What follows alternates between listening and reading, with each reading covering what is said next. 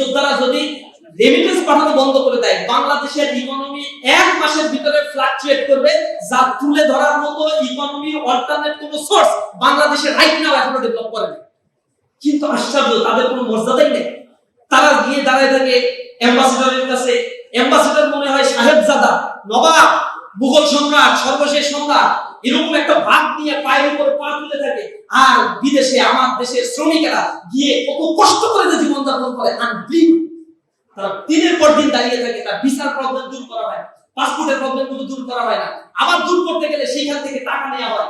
এইটা নিয়ে ইন্টারিম গভর্নমেন্টের প্রধান উপদেষ্টা একবার আক্ষেপ করে বলেছিল যে আমি বলছিলাম একটা শুভেচ্ছা নামে একটা অ্যাপস ডেভেলপ করতে, এটার মাধ্যমে বিদেশে যারা রয়েছে শ্রমিক তারা আমাদের কাছে বার্তা পাঠাবে, কোনো সমস্যা হলে আমরা এখান থেকে সলিউশন করব। আমি এগুলা তারে সরকারকে, প্রবাসী কল্যাণ মন্ত্রণালয় আমি নির্দেশনা দিলাম সচিবদের, 1 বছর পরেও আমাকে আইসা কি কারণে হচ্ছে না তা তারা বলতে পারে।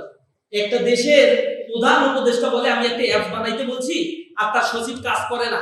ডিপ স্টেট বা আমলাতান্ত্রিক জটিলতা কোন পর্যায়ে চলে গিয়েছে, সম্মিলিত করাপশনের একটা হাবে পরিণত করেছে। সুতরাং এই দেশের যত কোটি টাকারই বাজেট করেন না কেন, তল থেকে সব ফাঁকা করে নিয়ে চলে যাবে। এই ক্ষেত্রে সরকারকে অগ্রণী ভূমিকা পালন করতে হবে।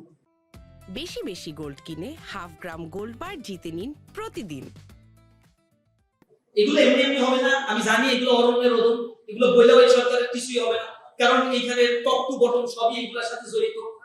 আর নির্বাচন করতে গেলে কোটি কোটি টাকা খরচ করছে, এগুলো ইস্যু করবে কিভাবে? বইটা আছে বাজেটের জন্য, বই আসবে লোকাল গভর্নমেন্টে অ্যালোকেশন, ওইখান থেকে কাটতে থাকবে।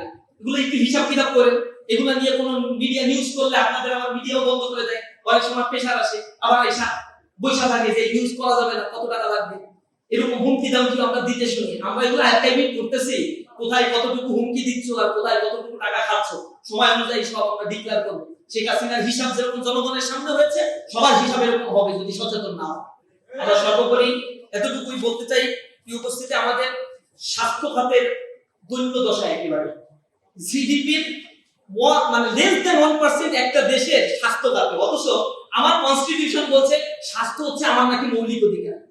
সরকারি স্বাস্থ্য খাত, সরকারি হাসপাতাল আর ওই যে স্বাস্থ্য কমপ্লেক্স গুলোতে গেলে মনে হয় এগুলা একটা গরু ছাগলের আড্ডাখানার কাছে আসছে। মানুষের কোনো মর্যাদা কি এখানে আছে? সিঁড়ির কাছে ঘুমায় আছে মানুষ, যায় চিকিৎসার জন্য, অথচ এখানে যে পরিমাণে জীবাণু বসবাস করে তাতে একজন গেলে নির্ঘাত যদি মরার পথযাত্রী, মৃত পথযাত্রী না হয়, ও মরার জন্য এখান থেকে প্রস্তুতি নিয়ে তার হাসপাতালে, বেসরকারি হাসপাতালে অথবা বাড়িতে যাইতে হয়। আপনি গেলে ওখানে সার্ভিস করেন না, সেখানে মধ্যসত্ত্বভোগী দালালদের এত বেশি দৌড়াতে। এই স্বাস্থ্য খাতে আবার যা বাজেট দেওয়া হয়, করাপশনের যদি লিস্ট করা হয় কোন কোন খাতে বেশি করাপশন হয়, আশ্চর্য হচ্ছে করাপশনের খাতের মধ্যে শিক্ষা খাত রয়েছে সেকেন্ড পজিশনে বা কখনো কখনো ফার্স্ট পজিশনে।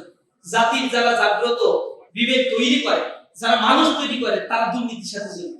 ইউজিসিতে কোটি কোটি টাকা লোপাট হয়, জনগণের জন্য বরাদ্দ, ছাত্রদের জন্য বরাদ্দ হয়। ইউজিসিতে যে পরিমাণে টাকা বরাদ্দ করা হয়, আমি হিসাব করে দেখছি যে এইগুলা বিগত 15 বছরে ইউজিসিতে যা বরাদ্দ, তাতে ঢাকা ইউনিভার্সিটিতে একটা ছাত্র ফার্স্ট ইয়ারে ভর্তি হলে তার হল ছাড়া থাকার কথা, কিন্তু ইউনিভার্সিটি গুলো তার হল দিতে পারে না। রাজশাহী ইউনিভার্সিটি 70% স্টুডেন্ট হল পায় না, অসহায় জীবন যাপন করে।